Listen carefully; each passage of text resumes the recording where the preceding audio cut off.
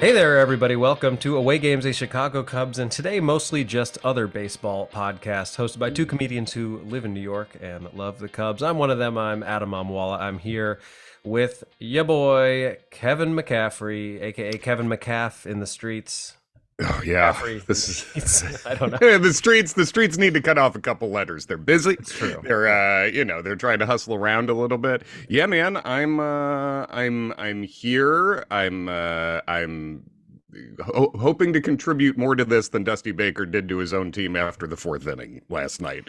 He said he's Yeah. stepping away, and he did it early, I guess. He did. He did. I tell you, it's an interesting thing to think about, like what his legacy will be ultimately. I mean, I think him getting the World Series as a manager, I would assume that puts him in Hall of Fame territory. But like, I think it has to actually. yeah, I think so too. And it goes without saying that like he has been a very good manager for a lot of different teams, but man, if you're him, he's got to be very grateful that he got that one because there are a lot of instances, whether it's 2002 with the Giants or 2003 with the Cubs or 2017 with the Nationals or I think 2012 with the Reds. I mean, just off the top of my head, that's like Wow, four or five collapses basically. I mean, that good on you for having that many just off the top of your head. Yeah, I mean, Yeah. Dusty Baker is a weird, almost. And this is not a comment upon his abilities. This is more a comment on just the things he's been around. He has almost a Forrest Gumpian Mhm. route through baseball. Like, didn't he invent the high five? Like, literally, I think he has had such a bizarre Yeah. traipsing throughout history in baseball. He was on deck when Hank Aaron hit the record home run, I Mhm. believe. And he's been a manager who's had amazing success for many years. He's had some terrible luck mixed in there too. I think Yeah.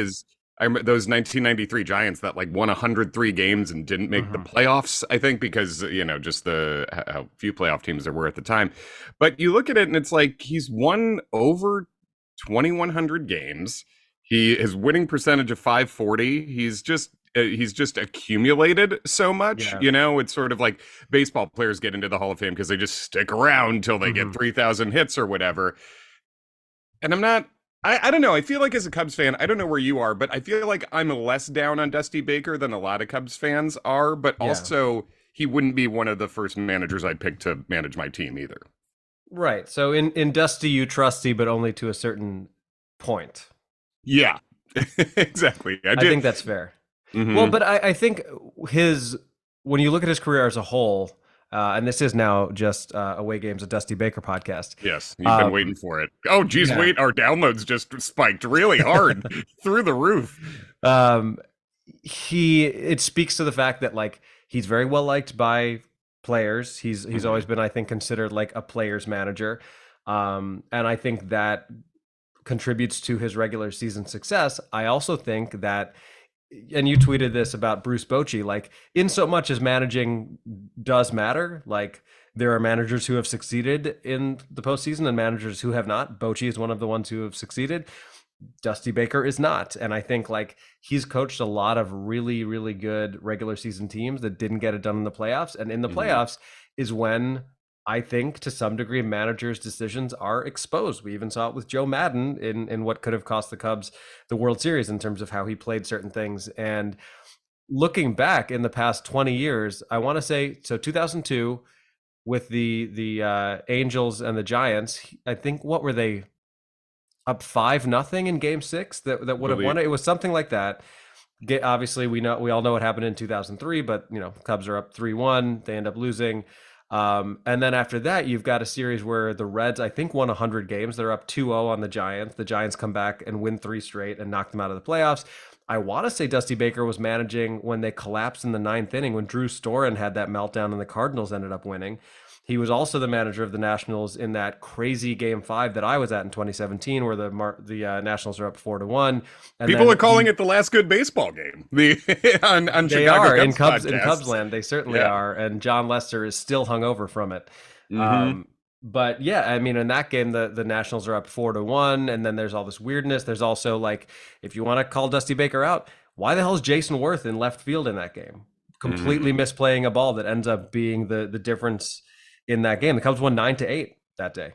It does feel like there's something that comes with being a manager that players like playing for in the professional sports world's longest season, which is Yep. baseball, that maybe doesn't always lend itself to single game excellence, Hmm. because watching how much the players, and this is sort of arguing against myself, I guess, because watching how much players love Bruce Bochy and how happy the Rangers were to celebrate with him yesterday and hearing them talk Right. about him, it's clear how much respect they have for this guy, how much they like him. But I think so many managers like Dusty Baker who have this amazing amount of regular season success, that's sort of like chill. Let's just see what happens. These are my guys. I mean, I was thinking as you were saying Hmm. this, is David Ross the new Dusty Baker? It's a great point. It's a great point. And I think hopefully we'll get to see next year if the Cubs make the playoffs, but like that could be a problem. A lot of what we saw and complained about with David Ross this year being like, I'm going to go with the guys who got me here, even if they're hitting Yeah, 180. that's what That I'm doesn't thinking of. play in the playoffs. And I Mhm. think I don't know if that has contributed to the way Dusty Baker has managed or mismanaged his pitchers. And going back as far as Mark Pryor, like Mhm.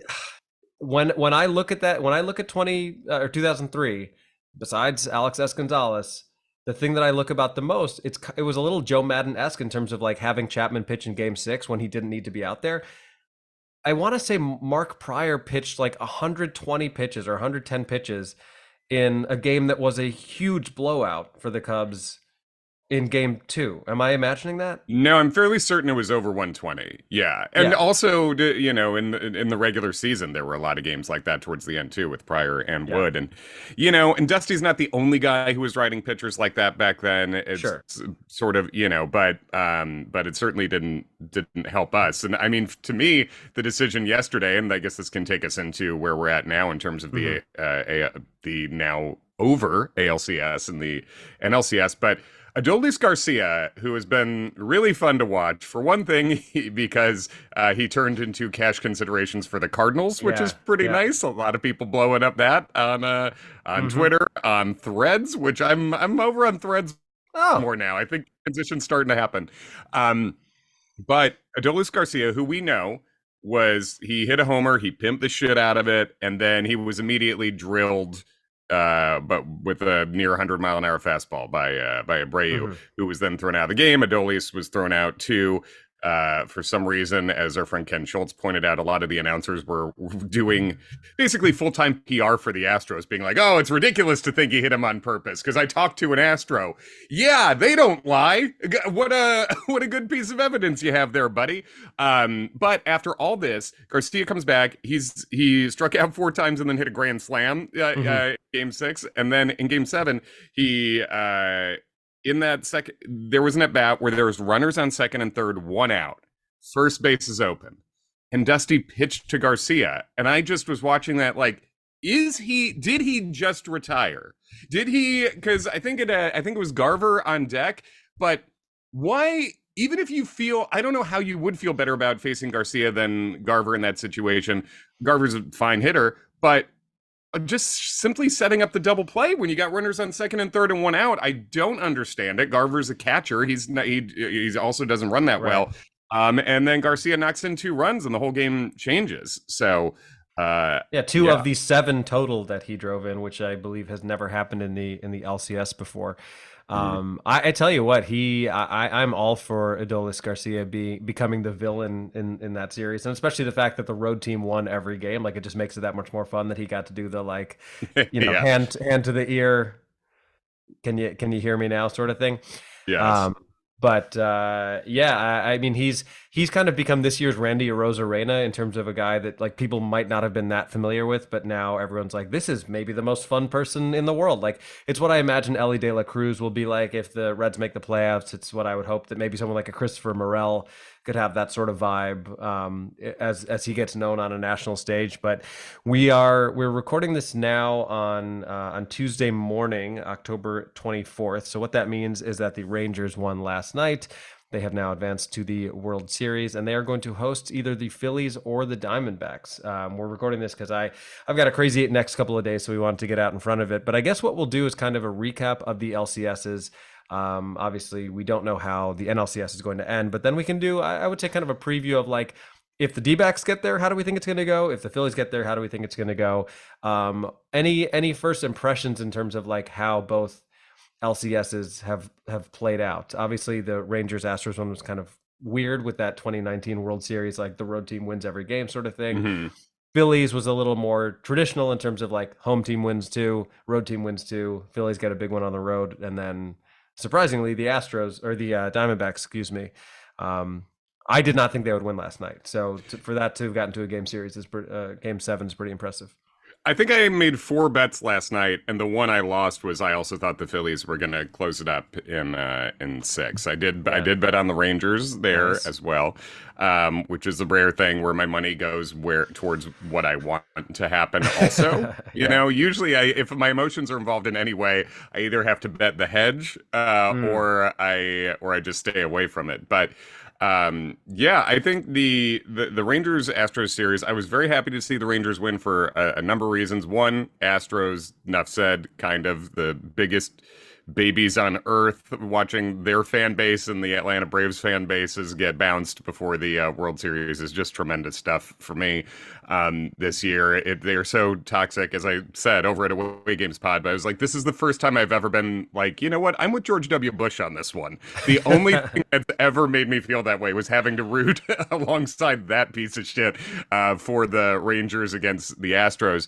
But I think like the Rangers spent a ton of money to get very good players on their team. And you look at that roster, and it's not surprising that was one of, if not the best offenses throughout the year. Mm-hmm. A ton of dudes can just hit there. So I think, especially with home field advantage, even though they didn't win in the ALCS, I think you know, I almost have to say, I think I'd favor them at this point. Um, Regardless of who they face. I think so. I mean, the Phillies have had so much momentum, and they're so fun at home, and they also constructed teams similar to the Rangers, where they paid dudes who can hit, Mm-hmm. and I probably I think it would be very tight between those two, and obviously I'd favor the Rangers over the Diamondbacks if that's what happens. I think if the Rangers face the D-backs, I would go probably Rangers in 6, Rangers in 5 Hmm. or 6. I think if the Rangers face the Phillies, my pick will be Phillies in 7.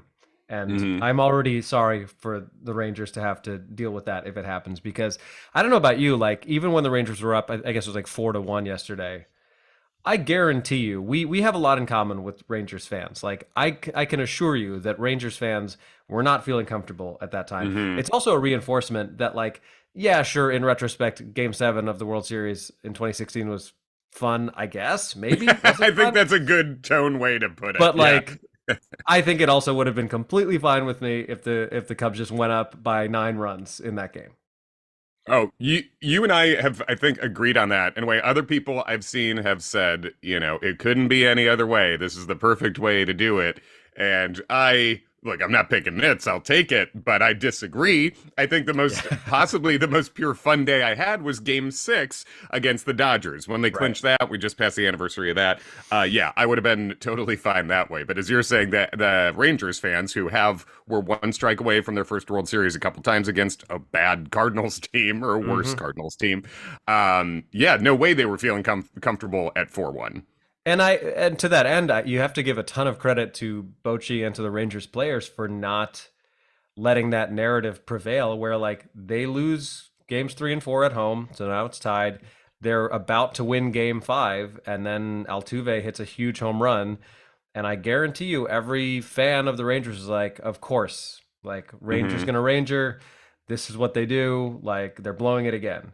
And for Right. the players to then go back to Houston and win 2 games on the road, like the only way things are different is when things are finally different. And maybe this is the Rangers team to finally do that. I hope for their sake it is. It would be excruciating for them. Like if they lose, they lose. But like if they lose in some sort of horrific way, that then it's really gonna be pretty tough to watch. Yeah, if they get like swept by the Diamondbacks, just be like, "Fuck it, should we leave? Should we stop playing I baseball?" was thinking more like they're up 6-0 in game 7 and then they lose. Right. that to me is like even worse than being swept probably. Yeah, because it teases you again. Yeah, well, I hope, Houston journalist Brian McTaggart didn't note the Rangers partying too hard after this one, because maybe that'll put them in that Oh, that was hole. awesome. I did see a tweet from I think a Rangers beat writer who's like, "Now are we allowed to celebrate?"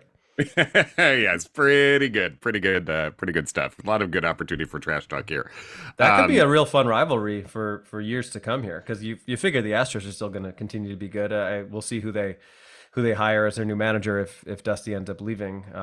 Craig Mhm. Counsell, perhaps. I mean, honestly, Craig Counsell is a very good manager, and it feels like he's leaving Milwaukee, which good, thank you, bye, get him out of our division. But it seems like, depending on what the Yankees do with Boone, it seems like he's staying around. But the Mets also have an opening, and Milwaukee's old head of baseball operations, David Stearns, is over in New York too. But I think that would be the two prime openings, right? It would be Houston or the New York Mets. And one spends a lot of money. One team and organization has been way better at baseball than the other. So I guess it's whatever Council wants to do there. But also the Rangers are doing all this.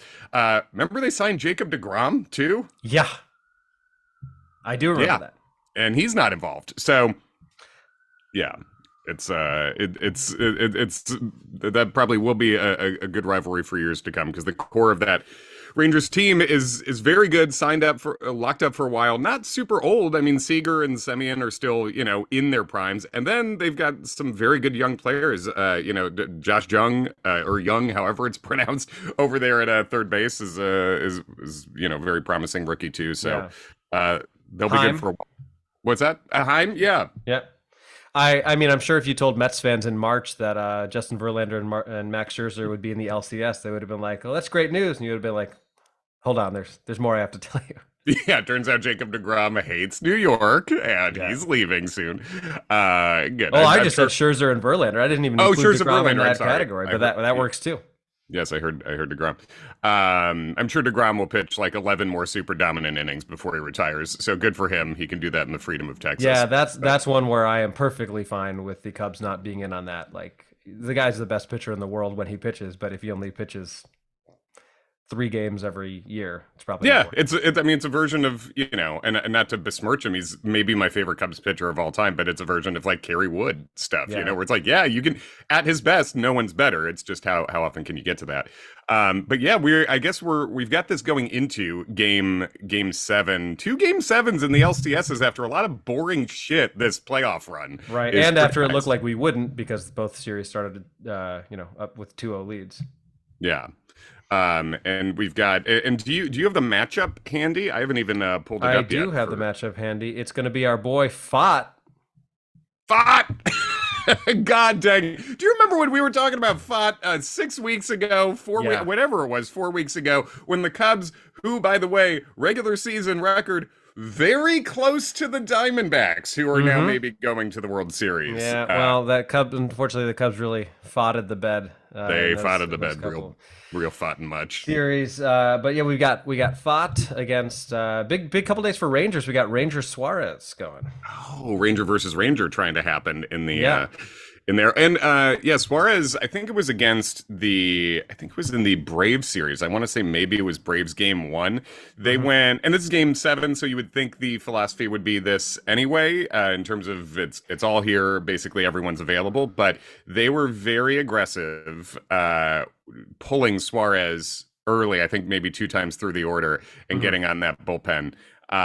So that's something to watch for. But look at the numbers here. Fott has been amazing. I think he Yeah. had like he's been striking out a ton, walking nobody. Suarez is sitting here with an ERA of 0.64 in this run. So Yeah, I mean they both. If you look at their playoff ERAs, Fott is 2.13, Suarez is 0.64. So mhm.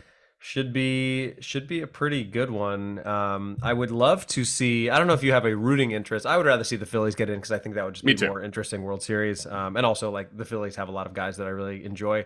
Not the least of whom is Bryce Harper, who, despite never having been a Cub, I have come to like very much. But you got to think, especially if Schwarber does something offensively tonight. Mhm. I think he's got to be your series MVP, right? He's got 5 home runs in the series, especially if it's another one tonight or something meaningful. I think other than maybe Wheeler, I don't know Yeah, who else would be in the running for that. right. And yeah, if Wheeler comes out of the bullpen somehow and goes, full 2015 Madison Bumgarner on it, maybe you get that. But I think it's Ben Schwarber at the front of sort of how the national scene is thinking of the Phillies right now. Is just Right. this bomb hitting, clutch tank that is very funny. He hits leadoff. Remember when he hit leadoff for us and Hmm. it broke his brain and all that stuff?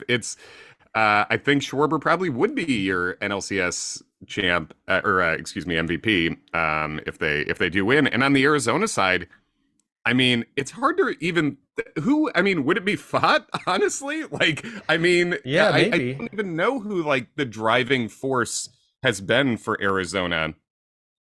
This during this series. Otherwise, Yeah, I would have to look up who like offensively has been really shouldering the load, but the Diamondbacks are kind of an interesting team that way, where it's like they don't really have anyone who's super sexy, but they're Corbin just Carroll, you would say, but he's had kind of a rough run through, yeah. at times in this playoffs. Corbin Carroll, who's he was arguably the number one prospect in baseball coming into this year, got a real fun power speed combo, and Hmm. the Diamondbacks already locked him up to a pretty nice extension, so he's gonna be there a while. Yeah. Um, yeah, and Schwarber, just on the Schwarber kick, I do want to say Schwarber has been he might be the reasons I now distrust WAR as a stat. Hmm. If I were to put three players in there, Shohei Ohtani, Kyle Schwarber, and Nico Horner. And I say that I love having Nico on my team, but when you tell me that Nico was worth even half the WAR that Shohei was this year, I just don't believe it. I know, Right. I understand Shohei doesn't give you the defensive side of things, but the dominance he Hmm. gave you pitching and the hitting, obviously. And then Kyle Schwarber, do you know how supposedly I'll read you Kyle Schwarber's line. You might already know this, but Hmm. according to Fangraphs wins above replacement, Kyle Schwarber this year hit 197. He slugged 474. He hit 47 home runs. A weighted runs created plus supposedly of 119. How much WAR do you think that would be? 47 homers. Uh, he's slashing 197, 343, 474. Wait, what's his OPS? OPS would be, let's see, it's over 800. It's I yeah. mean, in my mind, it's got to be at least several games, but based on what I know and the way you're asking the question, I feel like Right. they have him at like, point 0.4 or something that seems It's impossible. it's 1.4 according to Okay. Fangraphs. And I no it isn't. I understand that sounds meat-headed, but and it sounds like goofy, and Yeah. we could get to the counting stats and those let me see. Oh, for 2023 stats is counting stat has he had 104 RBIs too, which I know RBI whatever they still count. He was Hmm. like a leadoff hitter that had 104 RBIs. So I just don't believe you when you tell me that amounts to 1.4 WAR, Yeah. aka like one third or a quarter of what Nico did this year. So anyway, the stats a little busted. I think we gotta do some cleanup and updating on it. Well, so I guess let's kind of think about, and I would say the Phillies are the more interesting team to I think consider, so but too. like, what are the kind of pitcher versus hitter matchups? Like, what are some of the storylines that you think could be interesting in the World Series, however it ends up going in terms of like the matchups we could see? Yeah, I think I I'd have to look at a list of World Series matchups to think what World Series matchup would have been as uninteresting as a Rangers Diamondbacks matchup. You know, like Yeah. it's because to me the whole storyline there is Rangers getting their first championship, Hmm. right? Because Diamondbacks are a little bit Marlins light in terms of they're a new gen team. They've gone through they've had like weird colors and stuff, and Hmm. they've also their main notable achievement has been getting in the way of what would have been more memorable championships for other people. Like Right. they beat the Yankees, the New York team in 2001.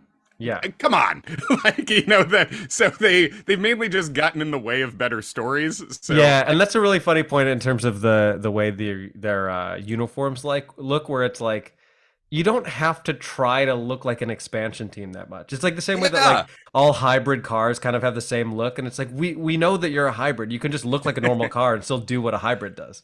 It really is just like, what if the first video game that came out with, do you want to create your own team? And whenever you were 11, these are just the jerseys you would do. Because you're just like picking and grabbing at stuff like, Yeah, I don't know, different. And make it it's, all look like batting practice yeah, at an exactly. all-star game. It's all-star jerseys all the time. Yeah. So I don't know. I mean, Corbin Carroll is super fun. If people don't know about Corbin Carroll, that is a fun guy. He's going to be a fun guy to watch. And I could see that sort of being a situation where a lot of casual baseball fans maybe don't know him and then are like, holy crap, what is this guy? If you I want to see see him. him hit an inside the park home run in a World Series game. And that could absolutely happen.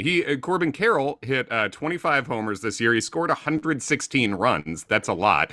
He stole 54 bases. So, he stole 54 bases and hit 25 homers. That's a fun player, He was worth 6 WAR. That maybe makes sense to me, and he's pretty good defensively in the outfield, although his arm sucks. But I think Zach Gallen is a really interesting pitcher. Merrill Kelly has a weird story, but I mean, like, you hear me running out of steam when I'm trying to pitch Right. Arizona reasons to give a shit. Yeah, I mean, Tommy Pham can always be a bit spicy, so there could be some drama there. Tommy Pham is spicy.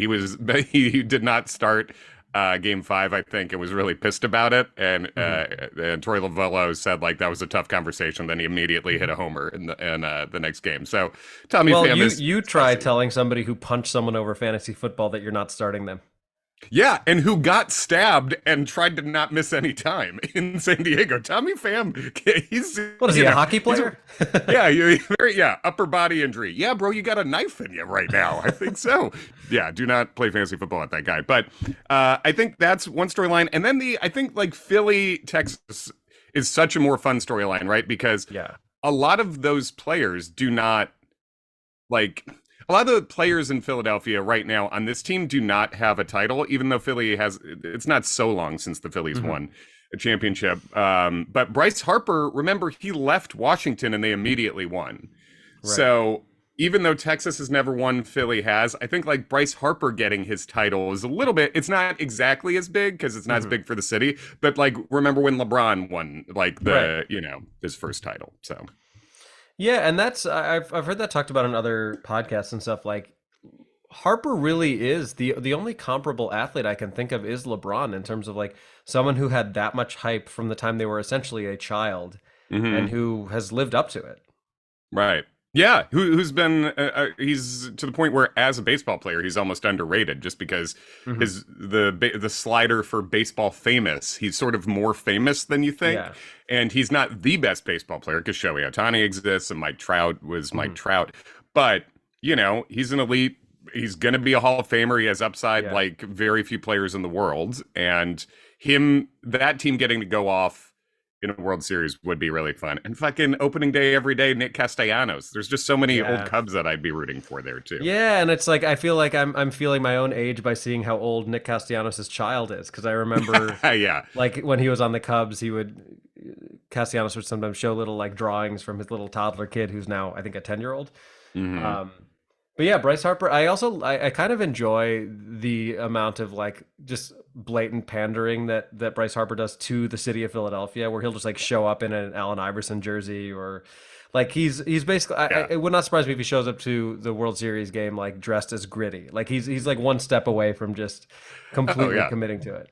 Totally. I mean, we mentioned Adolis Garcia playing the heel before. It is sort of a pro wrestling move where if you're a baby face, if you're a good guy in wrestling, you like, John Cena would show up in Boston with a Celtics jersey and then, Yeah. he'd be wearing a Walter Payton jersey in Chicago or something like that. Right. And so, Bryce is kind of doing that for he's doing Philly face basically in Yeah, Philly. yeah, yeah. Even complete with the beard, which, it's enjoyable. It's an entertainment product. If the Phillies do play the Rangers, it would not surprise me for Garcia to become the villain in that series too. Because like if he hits a big home run, he's going to walk to first base, and I guarantee you the Philly fans are going to be all over him. They might even be all over him just like from the history of what just happened, despite the Yeah. fact that he didn't do anything to them.